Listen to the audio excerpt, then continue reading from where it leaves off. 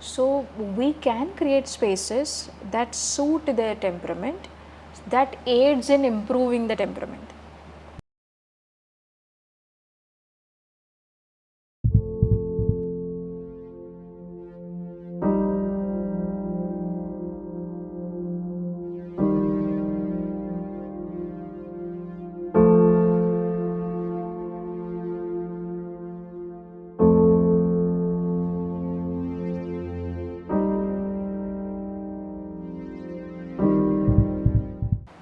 So every child, no matter what you do, is going to have a little bit of complaint against you, and I think that is okay.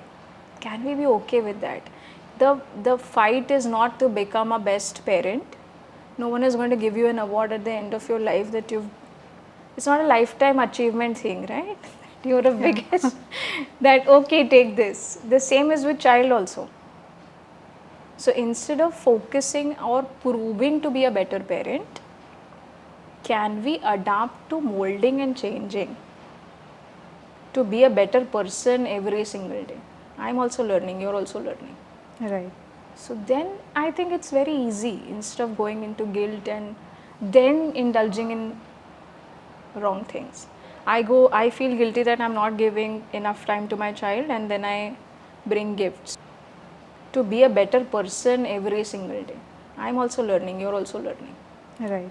So then I think it's very easy, instead of going into guilt and then indulging in wrong things. I feel guilty that I'm not giving enough time to my child, and then I bring gifts. Yeah. It's a compensation for your Correct. absence. So I feel guilt is a very tricky emotion. It doesn't give you outcome. It just gives you a chance to make that same mistake once. Correct. It's again. a loop. So can we drop guilt and take accountability? So if I take accountability of being a parent and improving on becoming a better parent, I think that will work. One thing that I've always been thinking about while doing Wild Lilies, in last year when we were doing research, we came across different kinds of personalities. We tried to study children of till the age of 6, and as you said, most of their ideas formation happens during that time.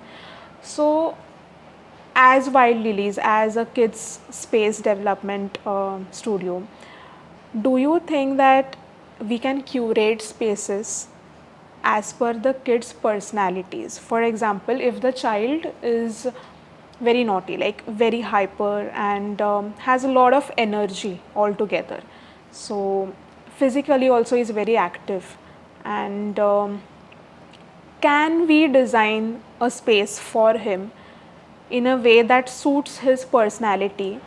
And I just believe that every human, not only child, has a scope of improvement, as you said, right? So if the child is hyper, we can try to bring down or tone down the amount of damage he would have done otherwise at house, and instill a kind of calmness probably in him, more focus, and use that all energy in a certain direction, probably in the physical activity or something like that. So like, Of course. Why not? Everyone, more than personality, I feel everyone has a different temperament. You know?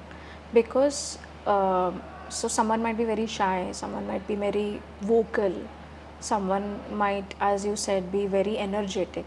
So we can create spaces that suit their temperament, that aids in improving the temperament. right. Correct. So if I'm very restless, I can be sent to certain spaces which helps me drain that energy, for instance. Or if I'm a little shy, I can go in spaces which help me open up a little bit. Yeah, be more confident, be okay with themselves. Correct. So it's a very good idea. It can be worked on. Ki everyone's temperament can be improved through this. Like without even judging them, we can slightly, as you said, scaffolding is the word that you used. we can provide them with that scaffolding. Correct. For them to be themselves, to embrace their personalities, to embrace their likes, dislikes altogether. And I think parents can be more informed about all those things. Correct. Because informed parents will generate better, or will create, generate is a very wrong word, I would say, will create better adults. True. What are the important developmental aspects which are required for the growth of a child according to you?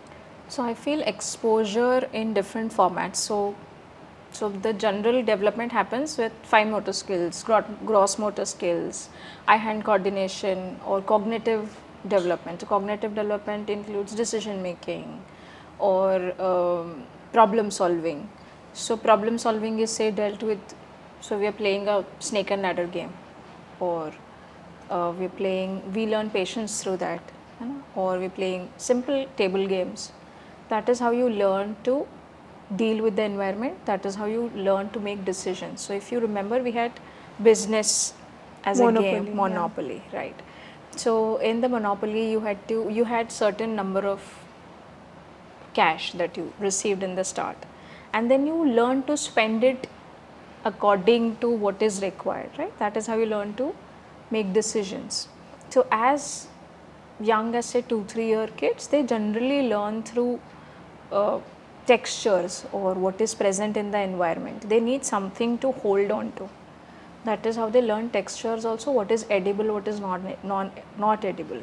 So kid who have developmental issues, they have issues with coordination, eye-hand coordination, or developmental delay that we say. So these are the basic development areas that are important as a child. So whether your child has a good grip, whether your child has good eye-hand coordination, whether your child's gross motor skills are working. So fine motor skills is your fingers. Right. Gross motor skills is your hands, legs. Is the child able to walk? Balance. Correct. So these are the basic developmental things that we see as a child. So because we have milestones, right? Whether the child is holding his or her neck at a certain age. Yeah. Able to turn. Correct. Or talk, blabber. Initially, it's just voices. It is mimicking your sound. Right? Then the child starts developing speech. So these are the milestones that we see when a child grows. These milestones are very important. If you don't have, so I used to work in an orphanage initially. So very 3, 4, 5 year, 6-month-old babies were kept in a crib. So the child is supposed to hold things and walk at a certain month. But because the child is in the crib, that they don't have the exposure to do that, and that is why we were finding that 8-month, 9-month-old kid is not able to sit or is not able to crawl, is because they don't have exposure to that. And even the environment or the space for them to basically explore or be themselves in physical terms. Correct. Like to stretch basically. Exactly. So if you see in our homes also, after a certain age, the child, after a few months, the child is kept on the floor so that it can roll around. Yeah. It can crawl, it can start holding things and walk.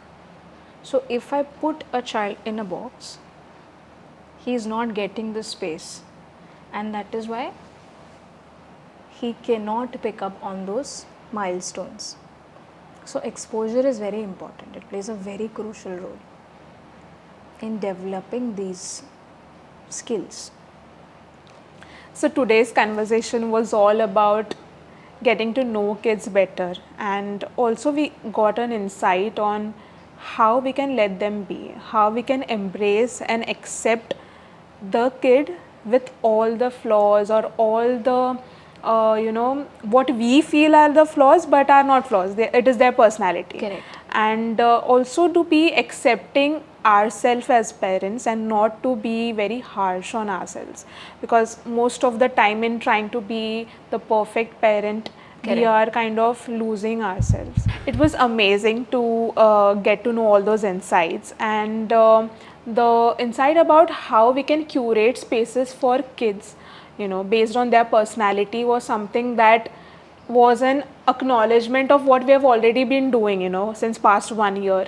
So it was a great time, and thank you so much for talking to me. Thank you. Thank you for bringing me in again. Thank you so much for watching us, and we'll see you in the next episode.